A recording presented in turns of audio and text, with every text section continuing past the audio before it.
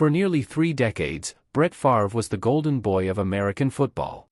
The Mississippi boy who became the face of the Green Bay Packers, the man who started 297 consecutive games, a record that may never be broken. He was the devoted husband who married his high school sweetheart Deanna, the father of 3, the smiling quarterback who lit up every television screen every Sunday. But behind that wholesome image, behind the Gatorade commercials and the Hall of Fame speeches, there was another Brett Favre. One that played a very different game. And when the truth finally cracked through the surface, it didn't just expose a man, it exposed everyone who looked away. Brett's father Irvin was a hard-nosed football coach who believed pain was a teacher and weakness was a choice. He once benched young Brett for throwing an interception. That boy grew up thinking he had to earn every single thing, including the right to live 2 lives at once. By the time he reached the NFL, Brett had already mastered a skill that had nothing to do with football. He knew how to smile at the camera while carrying secrets. The public saw the gunslinger who won Super Bowl 31 and became the most beloved athlete in Wisconsin history. What they didn't see was the compulsion building underneath. It started with gambling. In 2007, while still the face of the Packers franchise, Favre's gambling drew enough attention that the NFL quietly investigated. Sports bets, casino chips, the thrill of risk that mirrored exactly how he played on the field. Except this time, there were no referees to flag him. The investigations went nowhere public. The smiling quarterback remained untouched. Because America doesn't like to look too closely at its own heroes. Then came the texts.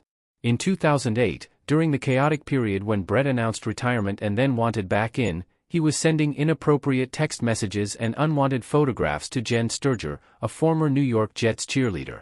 When the story exploded in 2010, the NFL fined Favre $50,000 for conduct detrimental to the league.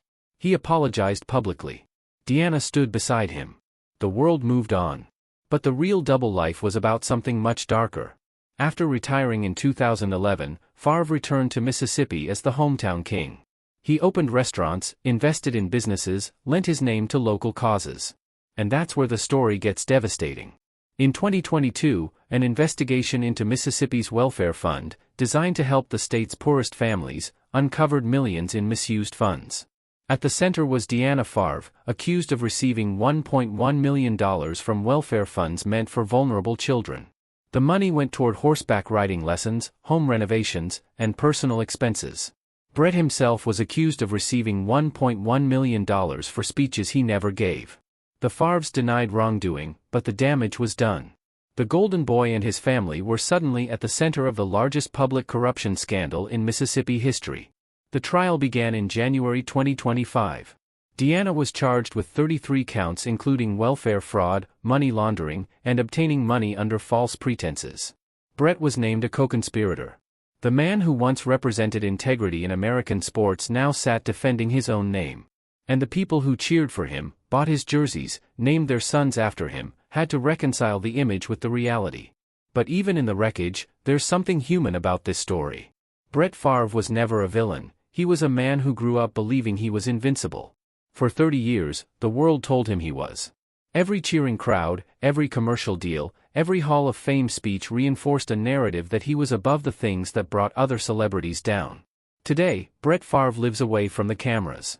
The Iron Man who never missed a game now faces a different kind of test, one that can't be powered through with painkillers and determination. The record he holds may stand forever.